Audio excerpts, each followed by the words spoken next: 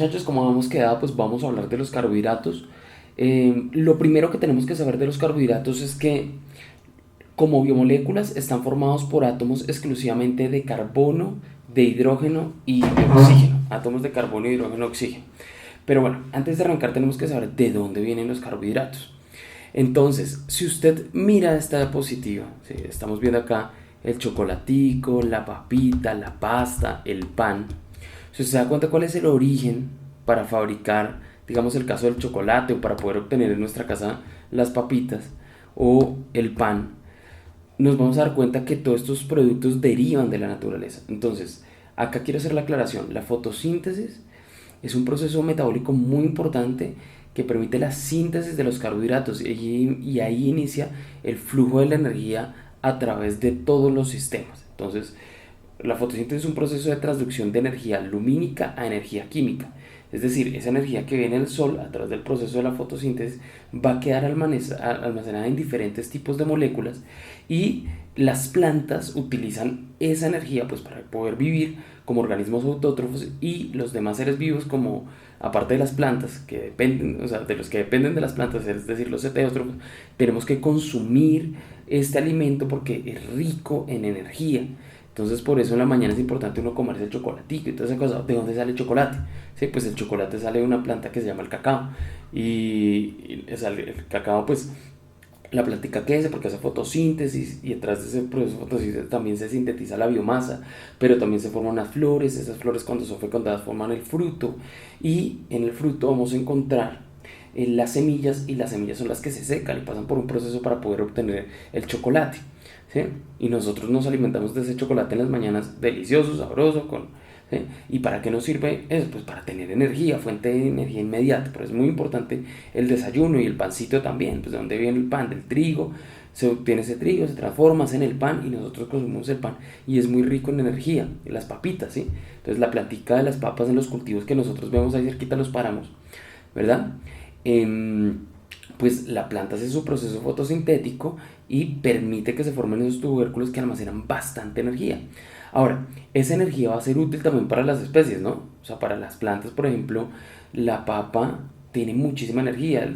Dado caso que la planta pueda pasar por un estrés hídrico o necesita energía, pues va a poder consumir energía en esas reservas que tiene. Pero nosotros pues las utilizamos para alimentarnos y eso es lo que nos permite obtener energía y que la energía empiece a fluir en los diferentes sistemas. Entonces, primera diapositiva acá lo que estamos viendo, ¿sí? Importante, muy importante, las plantas como en el primer nivel que se permite la síntesis de estas biomoléculas muy importantes que llaman carbohidratos. Y vamos a encontrar que los carbohidratos también son un grupo bien variado, ¿sí? Vamos a encontrar diferentes tipos de carbohidratos y de diferentes complejidades.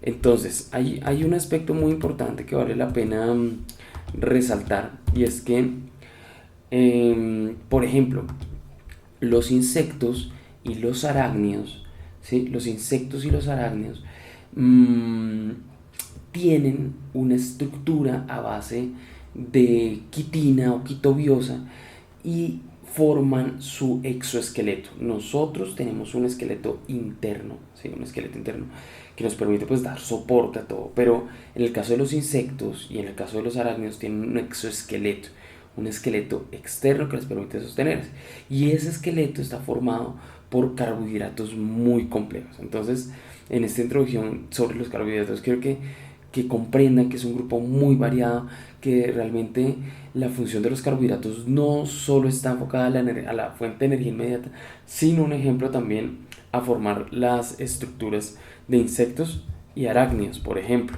¿Sí? Muy importante tener en cuenta eso. Ok. Entonces, los carbohidratos, como les dije en un principio, tienen átomos de carbono, de hidrógeno y de oxígeno. ¿Sí? Carbonos, hidrógeno, oxígeno. Y acá estamos viendo una fórmula general. ¿Sí? Acá nos están mostrando una fórmula general. Esa fórmula general nos indica que el carbohidrato más sencillo solo tiene 3 átomos de carbono. Entonces estamos viendo esta fórmula CH2O N, ¿sí? Es decir, y acá nos dice N siempre es mayor o igual que a 3. Es decir, que el carbohidrato más sencillo es una triosa. Pero también, bueno, ustedes pueden encontrar que en algunos procesos metabólicos se pueden obtener diosas, es decir, azúcares formados por dos átomos de carbono, ¿sí? Pero bueno, si usted dice que, o sea, también es válido decir que el número más pequeño de carbonos que puede tener un carbohidrato es de 3 carbonos, es decir, desde triosas. Es decir, si tiene 3, si n debe ser mayor o igual a 3, el carbohidrato más sencillo va a tener 3 átomos de carbono, 6 de hidrógeno y 3 de oxígeno, ¿de acuerdo? Ahora, al carbohidrato vamos a ver unos grupos funcionales específicos de los carbohidratos, o pueden ser un aldehído que se adhiere a la estructura o una cetona. Si el carbohidrato presenta un aldehído, se denomina una aldosa, y se presenta una cetona, se denomina una cetosa. O sea, pueden venir en esas dos presentaciones. ¿Para qué nos sirven? ¿Cuál es la función? ¿Cuál es la importancia de los carbohidratos?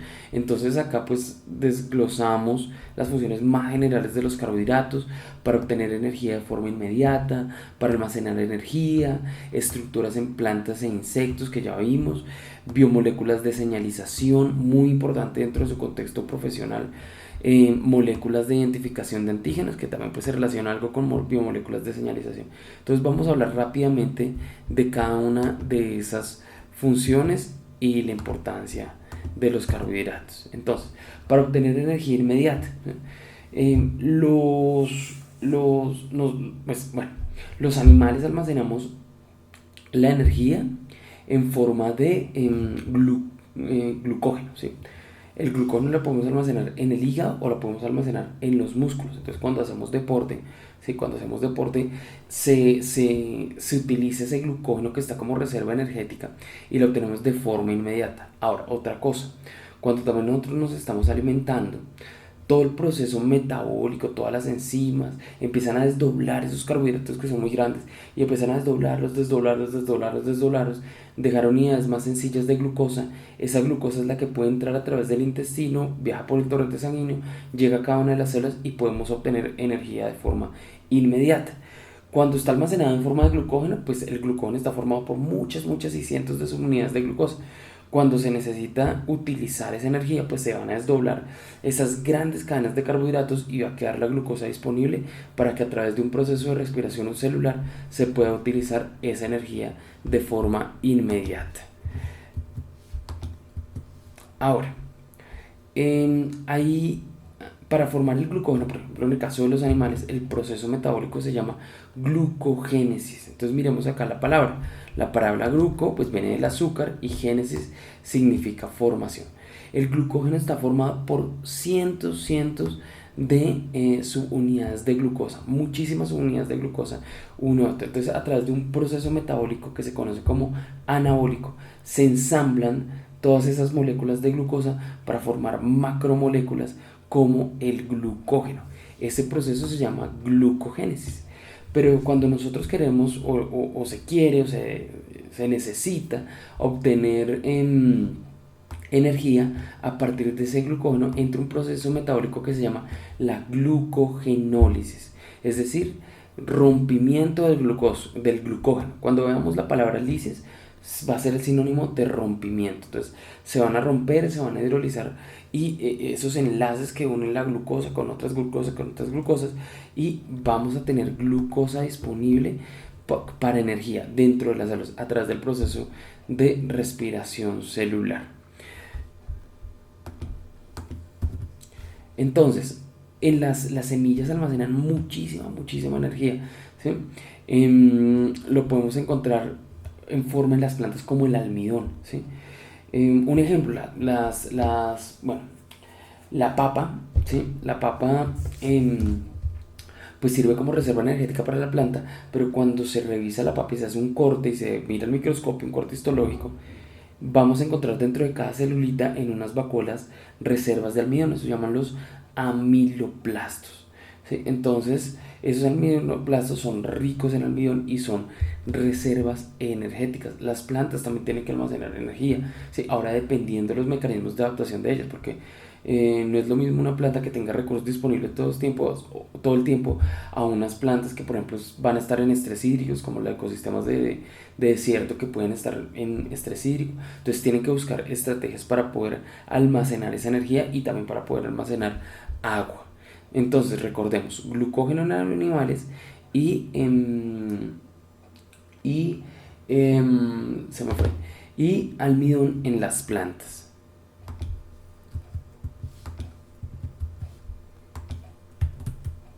Bien, acá estamos viendo en esta diapositiva pues un ejemplo de un exoesqueleto, de un ortóptero, ¿sí? O un saltamontes, sacamos una hormiguita, pero miren tan bonito como muda. Este exoesqueleto está formado por una sustancia que se llama la quitobiosa.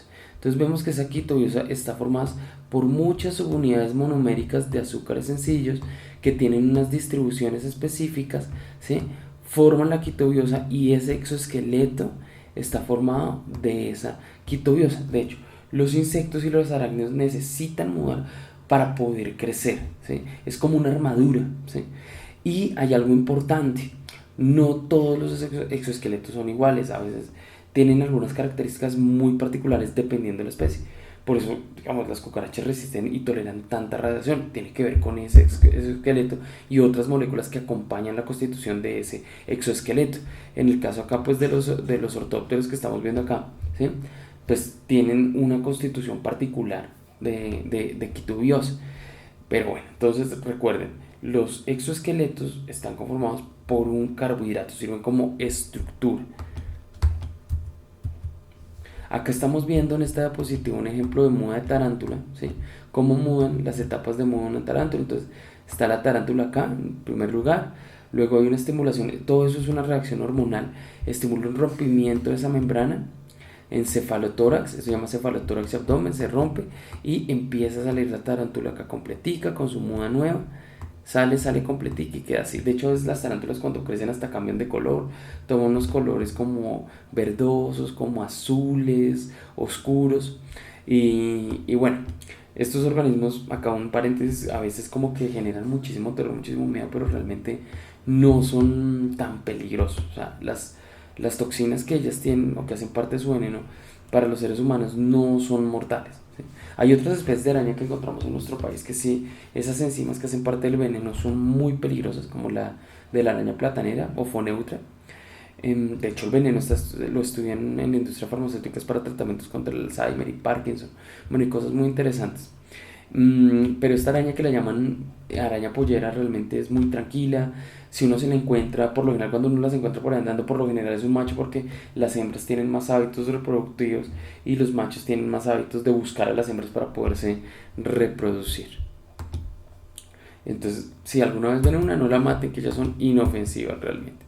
Biomoléculas de señalización. Entonces, esto es muy importante porque sobre la superficie de las células o de algunos organelos celulares, tanto de células procariotas como eucariotas, podemos encontrar algunos oligosacáridos sobre la superficie, ya sea sobre los lípidos o ya sea sobre las proteínas.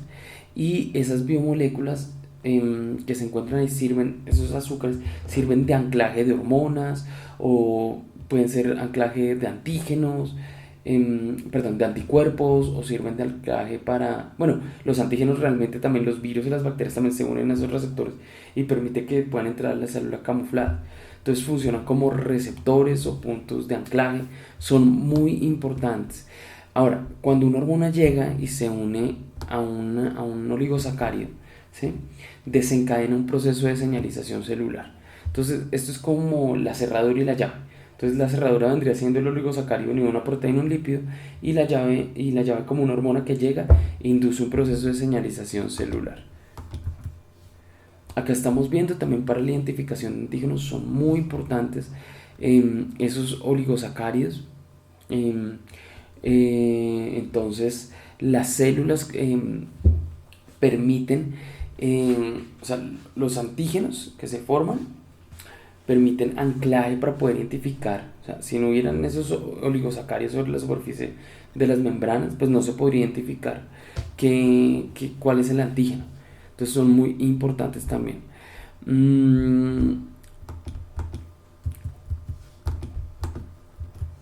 Bueno, ¿Cómo se clasifican los carbohidratos? Los carbohidratos se clasifican de tres formas, según el número de carbonos en su estructura, ¿sí? Según el grupo funcional en su estructura y según el número de moléculas. Entonces vamos a ver de cada uno. Según el número de carbonos en su estructura, entonces hay carbohidratos que pueden encontrarse o tres carbonos, ¿sí? Se llaman triosas. Recordemos que yo les dije al principio que es posible que también ustedes encuentren un carbohidrato muy sencillo que es una diosa, pero pues acá en la materia me interesa que sepan que existen las triosas. Son tres átomos de carbono, forman el azúcar, como el glicerdaldehído, es un ejemplo que se forma cuando se rompe la glucosa en un proceso que se llama glucólisis. Queda una molécula de tres carbonos, bueno, dos moléculas de tres carbonos, es una triosa.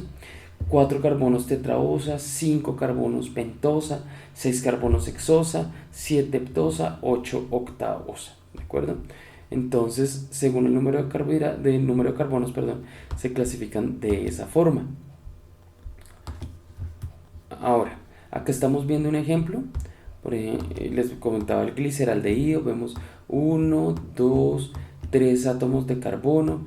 Vemos un aldehído acá en esta parte. Entonces significa que es una aldosa. 3 átomos de carbono. Entonces sería una triosa. Por acá tenemos un azúcar de 5 carbonos muy importante que se encuentra en las cadenas de ARN. Acá tenemos 1, 2, 3, 4, 5 átomos de carbono, es decir, que es una pentosa, la ribosa. Y acá tenemos 1, 2, 3, 4, 5, otra pentosa, la desoxirribosa.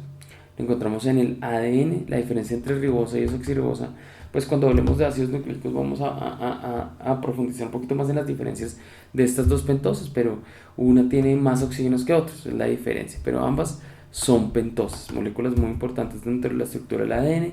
Acá en esta imagen estamos viendo pues una cadena de RNA y acá la estructura del ADN. Entonces estamos viendo acá una base nitrogenada, una pentosa y un grupo fosfato. Acá se encuentra la pentosa. Para este caso la pentosa que está acá se llama la ribosa y permite la unión mediante un enlace N-glucosídico y este enlace se llama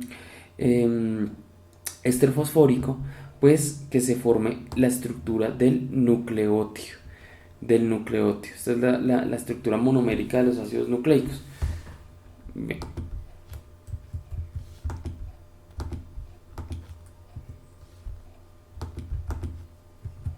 Ok, acá estamos viendo otro azúcar de 1, 2, 3, 4, 5, 6, una hexosa, una glucosa, una proyección lineal. Acá estamos viendo una proyección cíclica, pero son 6 átomos de carbono. Entonces, así se clasifican según el número de carbonos en la estructura. Ahora, otra clasificación es según la presencia del grupo funcional.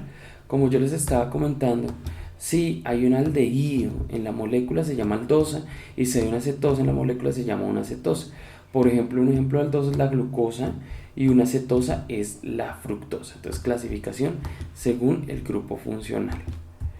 Ahora, acá estamos viendo un ejemplo, la glucosa y la fructosa. Nos damos cuenta que acá está el carbono numérico donde está el grupo funcional, y acá el carbono numérico con el grupo funcional, grupo formilo, que es aldehído, y acá una cetona. Entonces, ambos azúcares son hexosas según el número de carbonos: 1, 2, 3, 4, 5, 6. 1, 2, 3, 4, 5, 6 son hexosas. Y acá estamos viendo según el grupo funcional, la fructosa es una cetosa y la glucosa es una aldosa. Entonces, ahora nos resta la clasificación según el número de moléculas. Entonces, lo que pasa es que a veces un azúcar sencillo se puede unir a otro azúcar sencillo. Entonces, cuando está solo el azúcar sencillo, encontramos un azúcar sencillo como la glucosa, como la fructosa, como la galactosa, como la manosa. A eso se le llama un monosacárido, o sea, solo un azúcar, monosacárido. Cuando ese azúcar, mediante un enlace glucosídico, se une a otro azúcar, eso se llama ya un disacárido. Cuando hay de 3 a 10, o para algunos autores de 3 a 14, eso se denomina oligosacárido, que son varios, significa varios azúcares sencillos, y de 14 en adelante ya los consideramos como polisacáridos. Entonces, esa clasificación que yo le estoy mencionando se refiere al número de moléculas que hacen parte de la estructura.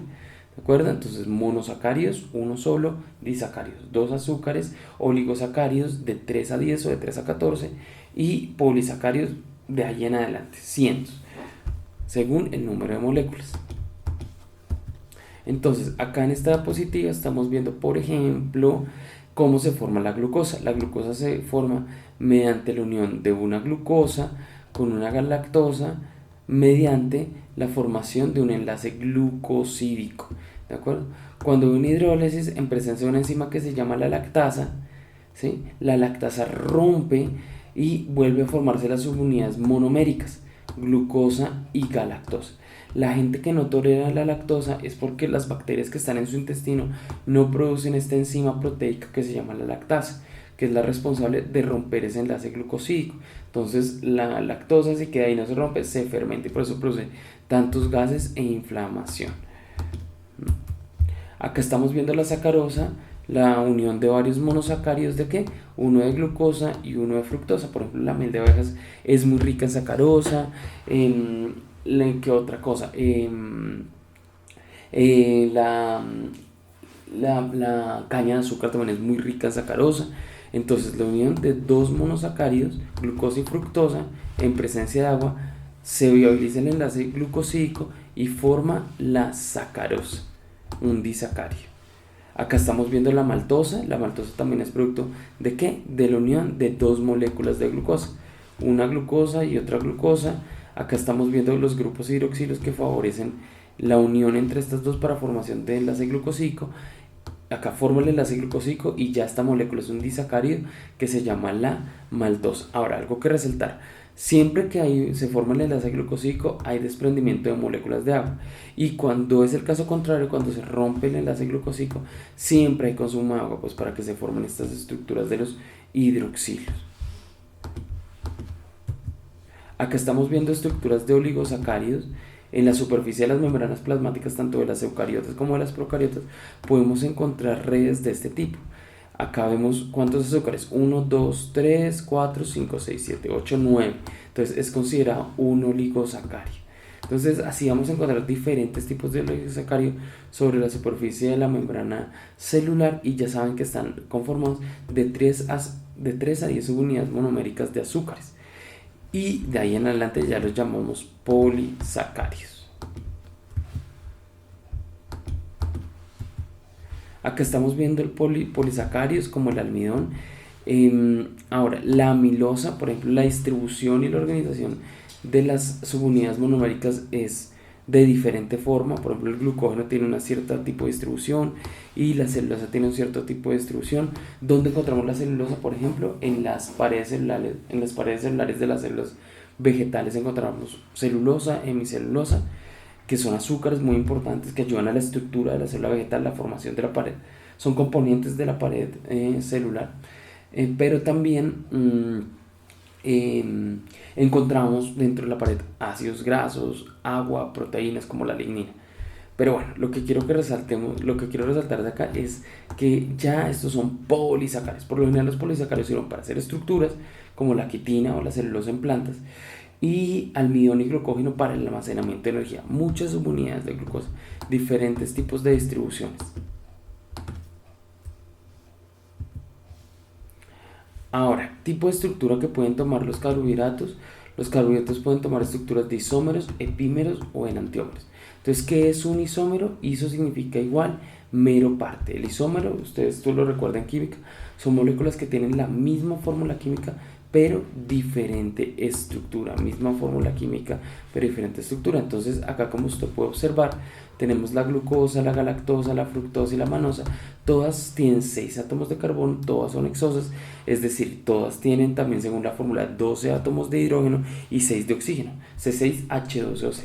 Entonces, para que no se vuelvan a confundir, porque dicen C6H12O6, glucosa. No solo la glucosa, la fructosa, la galactosa y la manosa también tienen la misma fórmula molecular pero diferente estructura. A eso se refieren los epímeros. Entonces, el epímero, ¿sí?, significa que es un isómero que solo cambian o difieren su estructura en un solo átomo de carbono. Por ejemplo, la glucosa con la manosa difieren de su estructura solo en el carbono 2. Si usted se da cuenta, acá hubo un giro del grupo hidroxilo. Mire, por ejemplo, acá se encontraba en el lado izquierdo y acá en esta proyección lo vemos en el lado derecho. Entonces, solo ocurrió el cambio en esta molécula. La glucosa con la galactosa son epímeros en el carbono 4. Si se da cuenta, ocurre ese mismo cambio. Y eso ya lo convierte en un azúcar diferente. Entonces recordemos, todos los epímeros son isómeros, pero solo difieren en un átomo dentro de su estructura. O sea, solo en un solo átomo. Ahora, los enantiómeros son las famosas imágenes en espejo, también conocidas como imágenes especulares. Entonces acá es a lo que se refiere a la configuración tipo D y tipo L. Entonces como las manitos, ¿no? Entonces cuando las ponemos así, si estos deditos fueron los grupos funcionales, empalman completamente, ¿sí? Pero cuando las colocamos sobrepuestas, ya sus grupos funcionales no empalman. Entonces a eso se refiere la configuración tipo D y tipo L en las moléculas. Acá estamos viendo, por ejemplo, distintos ejemplos. En los carbohidratos, la D-glucosa y L-glucosa nos damos cuenta que son imágenes en espejo. O sea, si las ponemos así y las sobreponemos, ya no cuadran. Lo mismo la de galactosa, L-galactosa, D-fructosa, L-fructosa. Entonces, ahí, ¿por qué es importante esto? Porque nuestro cuerpo solo metaboliza y utiliza carbohidratos de configuración tipo D. Entonces, ahora cuando usted ve en los libros de glucosa o L-glucosa, ya sabe a qué se refiere, ¿sí? Ahora, esto solo se ve en la proyección de Fischer, que es la proyección lineal, pero hay otra proyección cíclica a las moléculas de los carbohidratos que se llama la proyección de Howard. De hecho, esta proyección lineal se hace con el propósito que uno pueda entender bien la estructura de los compuestos orgánicos. Hay unas excepciones, existen unas enzimas que se llaman racemasas que sintetizan lo que las tienen bacterias y hongos y tienen la capacidad de cambiar esa configuración D y esa configuración L y viceversa. Entonces pueden interconvertir la configuración de las moléculas de goles. O sea, en términos adaptativos es súper bueno porque los vuelve más eficientes a la hora de obtener esa energía. Acá estamos viendo varios tipos de proyecciones, una proyección que se llama en lineal que se llama proyección de Fischer, y esta proyección se llama proyección de Howard, que es cíclica. Realmente las moléculas del mucoso son cíclicas, no son lineales. Vemos la glucosa, cuando en la proyección de Fischer la proyección tipo D viene siendo la misma proyección alfa para Howard. ¿Listo? Entonces por eso acá alfa de glucosa, alfa de glucosa. Entonces alfa se refiere a la proyección de Howard. ¿Cómo identificamos en una proyección de Howard si es alfa o beta? ¿Sí? O sea, lo que es L en la proyección de Fischer viene siendo beta en la proyección de Howard. ¿Cómo sabemos? Cuando el grupo hidroxilo se encuentra en la parte de abajo, ¿sí? Entonces cuando se encuentra en la parte de abajo es alfa, cuando se encuentra en la parte de arriba ya ahí podemos enterar, ya son beta. Ahora en el caso de esto es cuando este hidroxilo lo vemos allá, cambia la configuración D y L también. Bueno, el carbono numérico, porque es importante y creo que ya lo he mencionado, es el carbono del grupo carbonilo del aldehído o la acetona, ¿sí? Entonces, ¿para qué sirve? Son los que viabilizan y permiten formar el enlace glucosílico y se pueden conformar polisacáridos de elevado peso molecular. Bueno, muchachos, vamos a dejar hasta ahí. Espero que les sirva la presentación. Muchos éxitos.